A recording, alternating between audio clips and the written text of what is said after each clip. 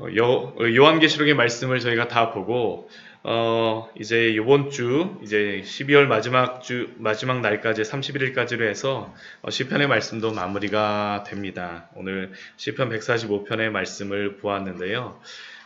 우리 시편 145편 1절 말씀을 보면 이 시편을 지은 다윗이 앞에 표제에 보면 다윗의 찬송시라고 되어 있는데 다윗이 여호와 하나님에 대해서 무엇이라고 고백하냐 하면 왕이신 나의 하나님이여 라는 그러한 고백으로 시작하고 있습니다. 하나님이 나의 왕이시다라는 것. 이것이 엄청난 고백인 것 같습니다. 하나님이 나의 왕이시다라는 것.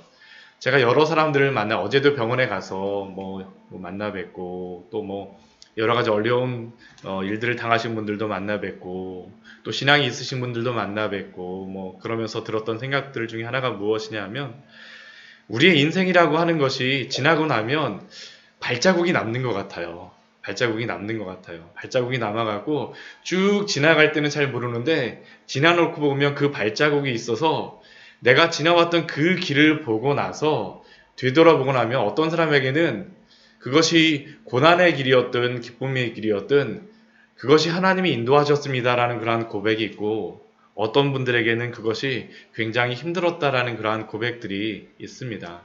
근데 우리가 예수님을 믿는다라고 하는 것은 우리가 하나님을 우리의 주로 고백하고 하나님 우리의 왕으로 고백한다라는 것은 우리의 모든 그 인생 여정 속에서 하나님이 나의 왕이시다라는 것을 고백하는 것이죠. 시편의 오늘 145편에 처음에 시작하면서 하나님이 나의 왕이십니다 라는 그러한 고백은 그냥 단순간의 고백은 아닐 것 같습니다. 평생을 지나왔던 그 발자국 뒤에 남아있던 그 고백이 바로 왕이시다라는 그러한 고백입니다. 그 고백을 가지고 이제 시편의 기자 다윗은 무엇을 찬양합니까? 하나님을 높이죠. 하나님을 경배합니다. 내가 주를 높이고 주의 이름을 송축하리이다. 2절 말씀 보면 주를 송축하며 또한 주의 이름을 송축하리이다. 3절 말씀을 보아도 크게 찬양할 것이다. 주의 위대하심을 측량하지 못하리이다. 왕이신 하나님이 위대하시기에 이렇게 찬양하며 그의 위대하심을 측량하지 못하는 그러한 은혜. 하나님의 그 위대하심을 그 다윗은 모든 인생을 통하여서 발견하였습니다. 그래서 그 고백으로서 하나님을 송축하며 높입니다. 언제 하나님을 송축하며 높입니까? 다윗의 고백이자 소원이죠.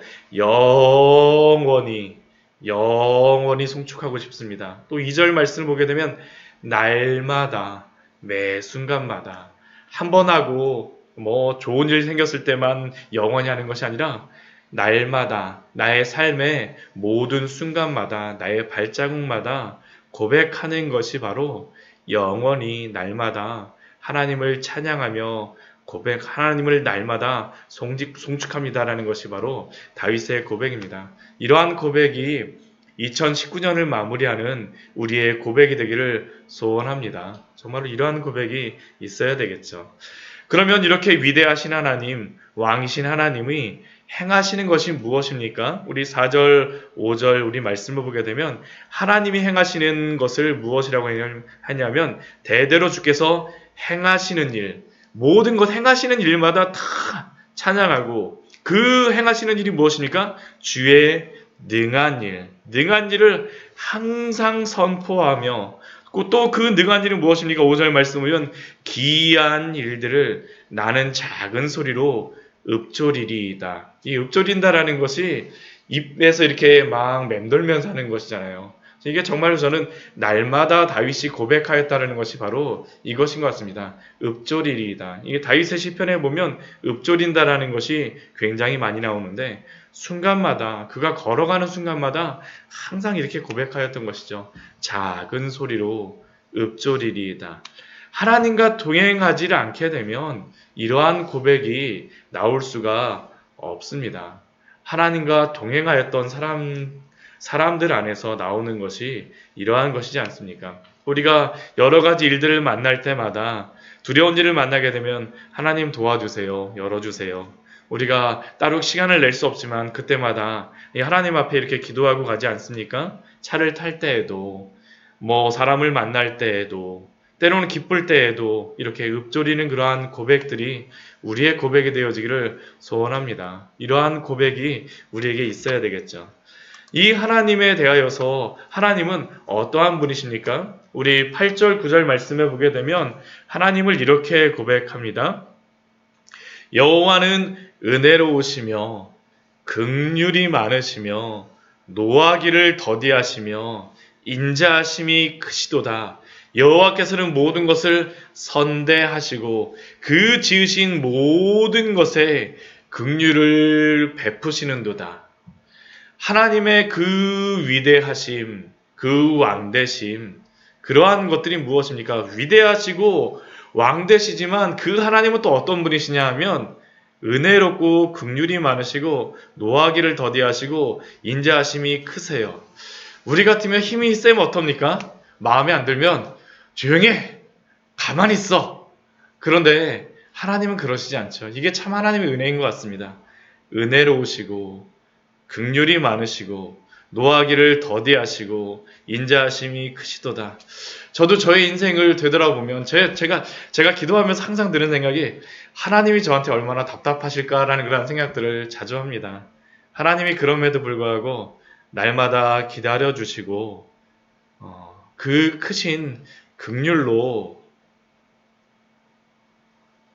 우리를 붙잡아주시는 그 은혜, 하나님이 베풀어 주시는 것이죠. 하나님이 베풀어 주시는 것들, 이것들을 날마다 누리는 자에게는 하나님이 베푸신 그러한 모든 일들이 날마다 은혜로 다가올 것이요, 그렇지 못하게 되면 왜 하나님이 나에게 이렇게 하십니까? 라고 또한 우리의 마음속에 불만과 원망이 있겠죠. 그러나 하나님은 우리에게 오늘도 분명히 말씀하십니다. 하나님은 은혜로우시며 긍휼이 많으시며 노하기를 더디하시며 인자하심이 크신 하나님이신 줄을 믿습니다.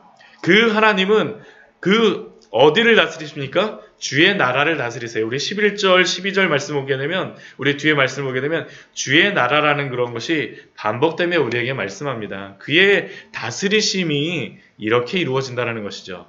그들이 주의 나라의 영광을 말하며 주의 업적을 일러서 주의 업적과 주의 나라의 위엄 있는 영광을 인생들에게 알게 하리이다. 주의 나라는 영원한 나라이니 주의 통치는 대대에 이르리로다. 이게 바로 주님의 나라입니다. 은혜로우시며 긍휼이 많으신 그 하나님께서 영원하신 그 하나님께서 영원히 통치하시는 그 나라, 그 하나님은 또한 어떠한 하나님이십니까? 넘어지는 자를 붙들어 주시죠. 우리 14절 말씀 보면 모든 넘어지는 자를 붙드시며 비굴한 자를 일으키시는도다. 모든 사람의 눈이 주를 앙망하오니 주는 때를 따라 그들에게 먹을 것을 주시며 손을 펴사 모든 생물의 소원을 만족하게 하시나이다. 어제 장로님 그 병원 방문해서 호스피스 병동에서 참 인상 깊었던 그런 분 중에 한 분이 불교 신자신 것 같아요. 이 컵을 드렸는데 저는 불교 신자예요. 그러면서 안 받으시려는데 환자분인 여성분께서 그 컵을 받으시더라고요. 그러고 나서 그 컵을 받으시고 저는 못 받는데 이제 사모가 나중에 얘기하는데 간절하게 두 손을 모으고 기도한다라는데 나중에 와서 제 마음속에 정말로 하나님께서 그분에게 복음을 알게 하여 주시고 넘어지는 자들, 어떻게 보면 굉장히 그 마음속에 연약함으로 말미암아 연약한 자가 가서 이렇게 같이 기도하는 중에도 붙들고자 하는 그 마음 주님께서 붙잡아 주시기를 어제 좀 잠깐 기도하였었습니다. 정말로 하나님께서 모든 넘어지는 자들, 비굴한 자들에게 일으키시는 그 하나님, 우리에게도 날마다 그렇게 행하심으로 말미암아 우리는 어떻습니까? 주를 앙망하며 때를 따라서 먹이시는 그 하나님의 은혜를 날마다 간구하지 않습니까? 예수님께서 마태복음 6장 말씀에서 이렇게 말씀하지 않으셨습니까? 우리 마태복음 우리 6장 같이 말씀 한번 볼까요? 마태복음 6장 우리 산상수훈의 말씀에서 우리 보았던 그 말씀이었었죠. 지금 이 14절, 15절 말씀은 모든 사람들에게 일반 은혜로서 베풀어 주시는 그러한 은혜인데 하나님이 이렇게 예수님께서도 말씀하셨었죠. 우리 26절서부터 우리 29절까지의 말씀 같이 한번 보도록 하겠습니다. 공중에 새를 보라. 심지도 않고 거두지도 않고 창고에 모아들이지도 아니하되 너희 하늘 아버지께서 기르시나니 너희가 6장입니다. 6장 26절 말씀입니다. 너희는 이것들보다 귀하지 아니하냐? 너희 중에 누가 염려함으로 그 길을 한 자라도 더할 수 있느냐? 또 너희가 어찌 의복을 위하여 염려하느냐? 들의 백합화가 어떻게 자라는가 생각하여 보라. 수고도 아니하고 길쌈도 아니하느니라. 그러나 내가 너희에게 말하노니 솔로몬의 모든 영광으로도 입은 것이 이 꽃 하나만 갖지 못하였느니라. 하나님이 모든 영혼들에게 공중의 새와 들의 백합화에게도 베풀어시는 그 은혜, 또한 그래서 어떻습니까? 모든 생물의 소원을 만족해 하시는 그 은혜, 하나님의 그 구원이 이렇게 이루어짐을 우리에게 알려줍니다. 또한 17절 이후의 말씀에 보게 되면 하나님께서 이루시는 그러한 우리에게 이루시는 그 구원이 무엇인가라는 구원받은 성도들에게 특별히 베풀어 주는 그 은혜에 대하여서 말씀하여 주시죠. 17절 말씀을 보면 여호와께서는 그 모든 행위에 의로우시며 그 모든 일에 은혜로우시도다라고 하나님께서는 말씀하십니다. 이게 바로 하나님의 우리의 구원을 향한 하나님의 놀라운 속성 아닙니까? 하나님의 공의로우심. 그 공의로우심 앞에 모든 인생은 자신의 죄를 볼 수밖에 없지만 그러나 하나님이 우리에게 구원을 베풀어 주셨다는 것은 무엇입니까? 은혜로서 날마다 붙들어 주심이죠. 17절 말씀에서 그것을 말씀하시죠. 그리고 하나님께서는 이렇게 의로우시며 또한 은혜로서 베풀어 주신 그 성도들에게 행하시는 것이 무엇입니까? 그 구원의 은혜를 베풀어 주시는 것이 무엇입니까? 간구하는 그러한 모든 자에게, 진실하게 간구하는 모든 자에게 가까이 하시는도다. 이 새벽 하나님 앞에 간절히 기도하시는 우리 귀한 성도님들 되시기를 축원합니다. 정말로 하나님께서 이렇게 간구하는 자의 성도의 기도를 들으십니다. 또한 19절 말씀 보면 자기를 경외하는 자들의 소원을 이루어 주십니다. 경외하는 자들의 소원을 이루어 주시고 또한 그들의 부르짖음을 들으사 구원하여 주십니다. 또한 20절 말씀 보면 자기를 사랑하는 자들은 다 보호하시고 그러나 하나님을 반역하는 그러한 사람들을 향하여서는 하나님의 그러한 심판이 있음을 또한 말씀함으로 또한 오늘 말씀을 마무리를 하고 있죠. 오늘 말씀을 보게 되면 저는 오늘 말씀을 보면서 왕이신 나의 하나님이신 이 하나님이 어떠한 분인가를 고백하였던 다윗의 그 인생의 발자취의 고백이 바로 오늘 찬양이 아닌가라는 그러한 생각을 하면서 말씀을 준비하였습니다. 오늘 하루도 오늘 우리가 걸어가는 그러한 모든 발자취 속에서 하나님 오늘도 당신이 함께하여 주시고 읊조리며 나아갈 때 오늘 우리가 지나갈 그 모든 발자취 속에서 하나님의 인도하심을 하나님의 그 붙들어 주심을 누리시며 살아가시는 우리 귀한 성도님들 되시기를 축원합니다. 같이 기도하도록 하겠습니다.